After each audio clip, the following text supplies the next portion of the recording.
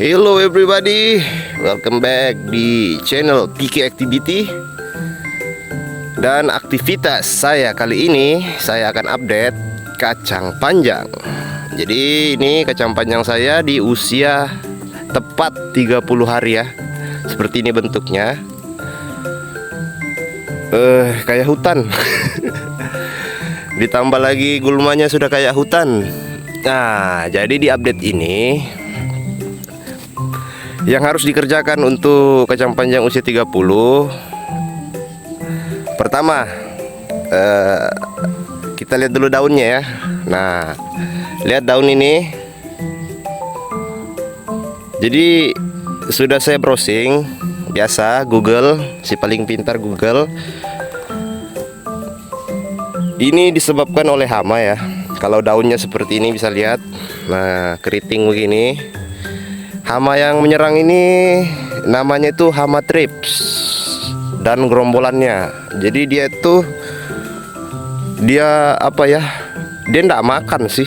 Dia sedot. Beda sama hama yang merusak daun kayak gini kan. Hama yang merusak daun ini beda sama hama yang keriting daun. Jadi dia sedot itu tunas baru yang seperti ini, yang baru-baru. Terus dia juga menyebarkan penyakitnya. Jadi gitu. Air liurnya itu ceritanya berbisah lah, menyebabkan si daun ini rusak seperti ini. Jadi kalau sudah tanaman kacang panjang atau apapun itu muncul tanda-tanda seperti ini, nah, itu artinya kita harus semprot insektisida. Insektisidanya itu kalau untuk saya ya, saya pakainya yang low budget, yang harga murah, harga anak kos seperti biasa. Tembakau dan sabun pencuci piring. Jadi bisa lihat sendiri ya nanti racikannya di video-video sebelumnya. Itu ada saya bikin video meraciknya itu insektisida pakai tembakau, tapi saya pakainya puntung rokok ya. Murah meriah. Jadi itu berhasil ya. Cuman ini karena sudah muncul tunas-tunas barunya ini kan, sulur-sulurnya ini empuk, daunnya empuk, segar, jadi sasaran si hama thrips. Itu yang dia gasak, jadi kita semprot lagi. Nah, setelah itu pembersihan gulma seperti ini, lihat ya. Mungkin yang lain kan pakai mulsa itu jadi aman dari gulma, tapi di sini saya minim budget ya, mau tidak mau kita harus bersihkan gulmanya ini yang di tengah. Dan itu juga ya, ada ini seperti ini. Nah, sini terlalu rimbun sih, untuk satu pohonnya terlalu banyak dia sulurnya. Saya heran, atau memang begini kah seperti ini kacang panjang, atau memang harus di pruning atau pangkas tunas. Saya juga ya, saya namanya pemula ya, petani pemula, jadi saya menanam, saya biarkan. Gitulah poinnya saya berkebun. Oke, untuk selanjutnya setelah pembersihan gulma, kita cari lagi ini kacang panjang yang kerdil ya, yang kurang gizi lah istilahnya itu. Padahal sudah saya pemberian makanan tambahan ya, tai ayam kemarin. Memang betul gulmanya tumbuh, tapi dia agak lambat. Memang ada beberapa yang ngaruh, tapi ada yang tak ngaruh gitu. Nah, kayak gini. Kecil, masih kecil ya, temannya itu sudah mekar-mekar di sana itu. Jadi untuk yang begini, saya akan menggunakan urea dalam bentuk kocor ya, bukan tabur. Jadi mungkin takarannya sama penggunaannya nanti saya jelaskan di ada video yang saya rangkum, cek aja. Dan untuk yang ini, kenapa saya menggunakan urea? Jadi begini, setelah saya browsing ya, masih dengan Bapak Google. Jadi urea itu nitrogennya tinggi, kandungannya itu 46%, berkali-kali lipat tinggi nitrogennya daripada si pupuk tai ayam. Cuman kekurangannya nitrogen cuman urea cuman nitrogen yang tinggi, dia tidak memiliki P dan K. Beda sama tai ayam ini, dia komplit NPK-nya cuma N-nya tinggi. Nah, berbeda dengan si urea. Dia cuma memiliki N yang kandungannya itu 46 ya. Jadi saking tingginya itu bisa berakibat fatal buat tanaman kalau kita tidak bisa takar dengan baik ya. Pemberiannya itu tidak sesuai dosis maksudnya. Jadi selain dia bisa menyuburkan, dia juga bisa mematikan. Ya anggaplah kita ya kalau minum obat, kalau tepat obatnya kita sehat jadinya. Tapi kalau obatnya tidak tepat, kita binasa. Ya kesimpulannya seperti itu. Jadi N tuh fungsinya itu untuk perkembangan tanaman ya, nitrogen. Jadi urea lah. Kenapa urea juga? Karena urea itu murah dan mudah ditemukan. Jadi solusinya urea. Mungkin saya sudah browsing para suhu ya. Dia mix blending urea dengan Ponska. Betul ya, cocok itu. Jadi Ponska itu kan NPK, urea N. Jadi dia mempertinggi. Kenapa dia blending di Ponska dengan urea? Untuk mempertinggi N-nya itu. Tapi saya untuk sekarang, karena saya merasa tanah ini juga sudah subur ya, karena saya sudah beri NPK tai ayam kemarin. Jadi saya cuman mau nambah lagi N-nya lagi, nitrogennya. Dan itulah saya pakai urea. Jawabannya seperti itu. Jadi mungkin urea saya tidak langsung saya siram di bawah batang ini, melainkan di selanya ya, di selanya ini. Karena apa ya, ngeri urea ini apa ya, berbahaya lah. Karena saya ini perdananya saya ini pemula. Tapi kalian bisa nonton, bisa lihat hasilnya di video-video berikutnya. Apa yang terjadi dengan tanaman saya, gitu aja kan kesimpulannya. Karena saya membagikan pengalaman saya. Wir. Jadi itu dia. Oke, pantau aja terus videonya ya. Dan perhatikan baik-baik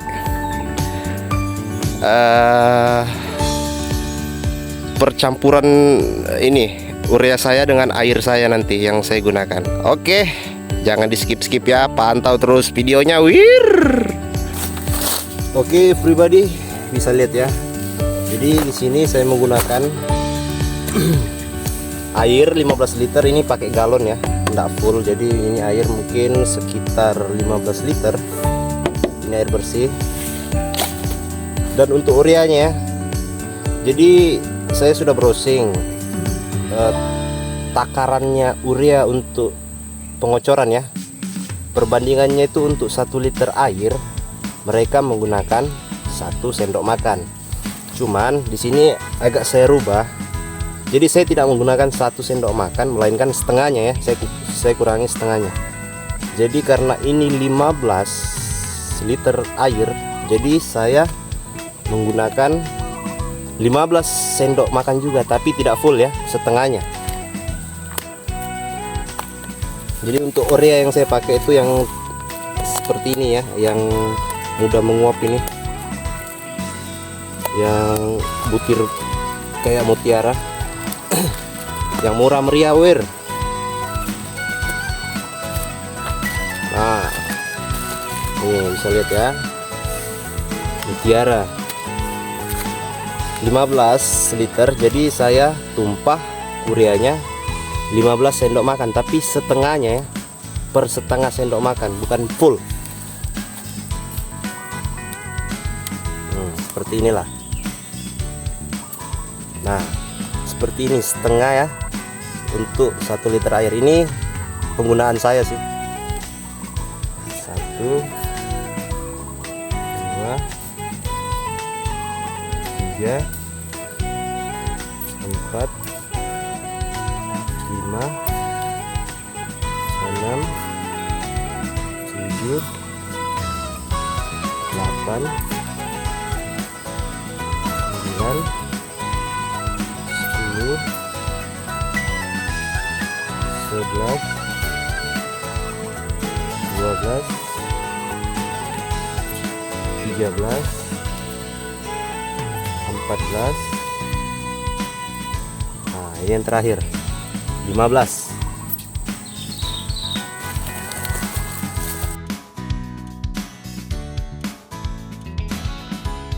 Setelah itu diaduk ya. Setelah dicampur ureanya diaduk, pokoknya sampai menyatu dengan air lah.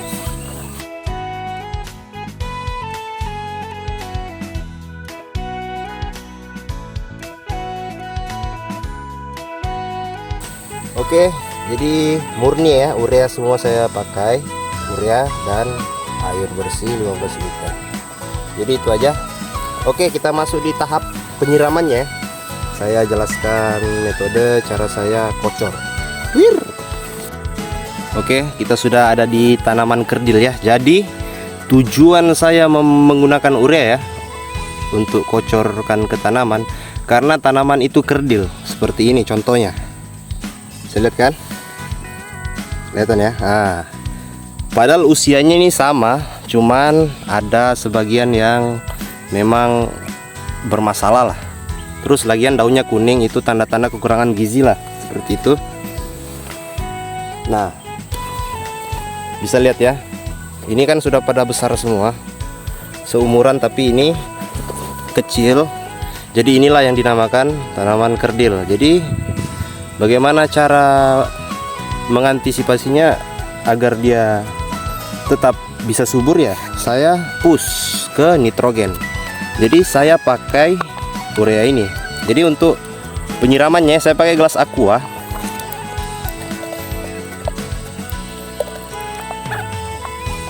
Gelas aqua ini sendiri ya 220 ya mililiter. Jadi saya pakai sekitar segini, setengah lebih ya, setengah lebih untuk satu tanaman, ya. Jadi saya penyiramannya itu enggak langsung ke tanamannya juga, misalnya langsung ke batangnya ini kan, enggak seperti itu. Saya siram di sampingnya seperti ini.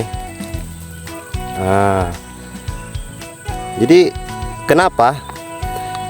Karena nitrogen ini ya cepat diserap sama akar. Jadi akar tanaman ini kan tidak mungkin di sini doang gitu. Jadi dia pasti lari ke sana kemari. Jadi begitu penyiraman biar akarnya yang main. Jadi batang tetap aman gitu nah. Oke. Seperti itu. Selanjutnya masih dengan takaran sama. Nah, saya siram tengah-tengah sini. Seperti itu, wir. Nah, selanjutnya lagi sama di tengahnya ya. Nah, jadi saya lakukan begitu terus untuk tanaman yang kerdil ya. Jadi kenapa yang subur tidak usah diberi? Jadi ibaratnya begini, apa ya? Ini kan sudah subur, ngapain lagi diberi pupuk gitu nah?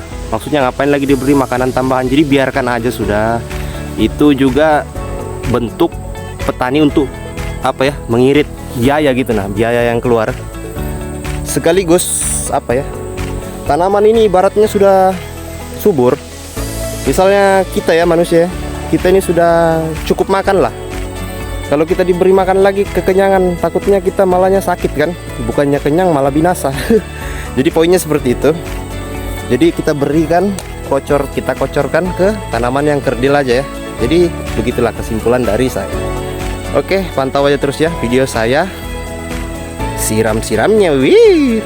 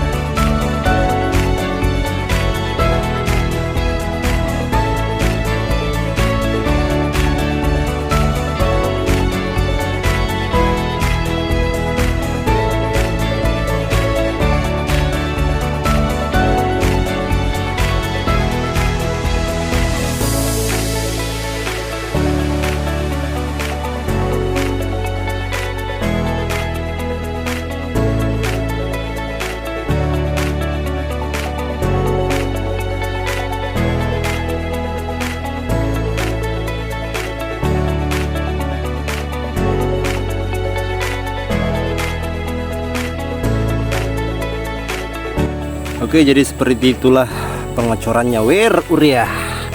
Jadi ciri-ciri tanaman kurang gizi itu ya, kerdil, dia seperti ini.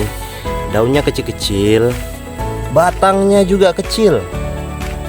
Nah, jadi ini juga dia daunnya besar ini, tapi batangnya kecil. Jadi saya tetap beri ya. Jadi yang paten itu yang betul-betul subur seperti inilah contohnya ya. Nah, ini batangnya itu kan besar-besar itu. Terus daunnya juga lebar-lebar, terus tunasnya banyak. Dia cabangnya banyak gitu nah. Padahal ini satu usia mereka ini. Jadi seperti ini. Dia cabang ada, tapi batang kecil. Ini juga salah satu bentuk kurang subur. Jadi diberi enggak apa-apa. Dikocor urea. Oke, jadi segitu aja. Untuk selanjutnya, karena saya sudah pengocoran urea, jadi selanjutnya saya akan masuk ke tahap penyepraian. Jadi spray ya. Jadi seperti tadi yang di awal video saya bilang, hama trips. Jadi saya sudah bersihkan gulma ini ya. Sudah saya cabut-cabut.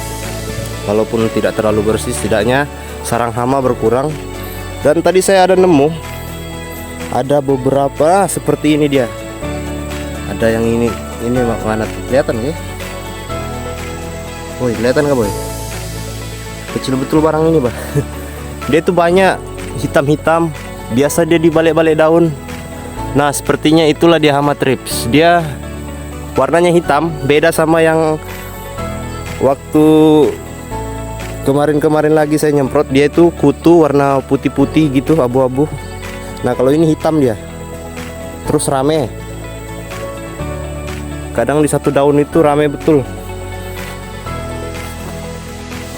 Nah, oke ya, everybody bisa lihat sendiri. Ini saya nemu. Dia di pucuk ini.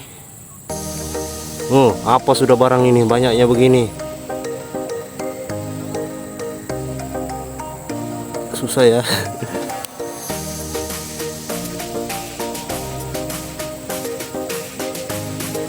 Nah, pokoknya itulah, lihat aja sendiri tuh, rame-rame mereka nyedot dia. Jadi itu yang hancurkan dia punya bunga inilah, banyaknya. Tuh silau. Pokoknya itulah, itu yang harus dibasmi. Oke, masuk ke tahap penyepraian. Pantau aja videonya.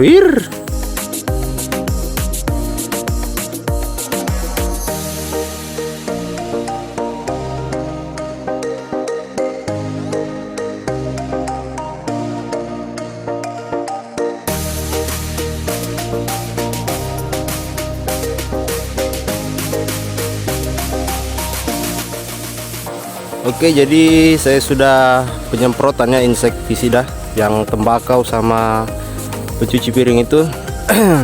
Kemarin itu untuk kutu kupret itu berhasil ya, yang rusak-rusak bolong-bolongin daun gini. Tapi kalau untuk yang ini, yang hitam ini, ini sudah saya semprot tapi kok masih di situ standby. Dia mati kah? Atau apa itu?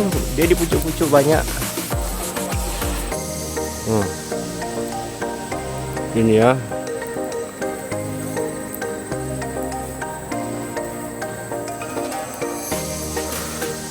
Banyak di situ. Terus pokoknya dia apakah namanya ini? Dia paling sering di tempat-tempat begini sama daun-daun muda. Oke, jadi seperti itu aja ya. Update 30 hari. Jadi kita pembersihan gulma,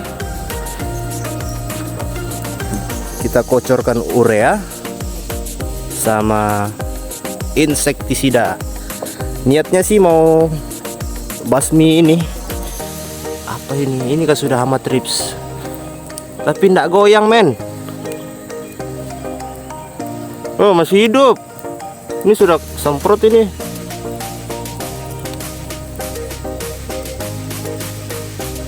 Nah, jadi itulah ya. Entah dia itu modelnya kontak kah atau sistemik, kurang tahu juga. Intinya dia baik-baik saja. Malah terbang-terbang lagi, pindah-pindah dia.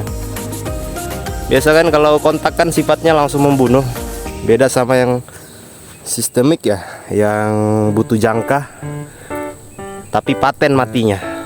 Nah, itu aja sih.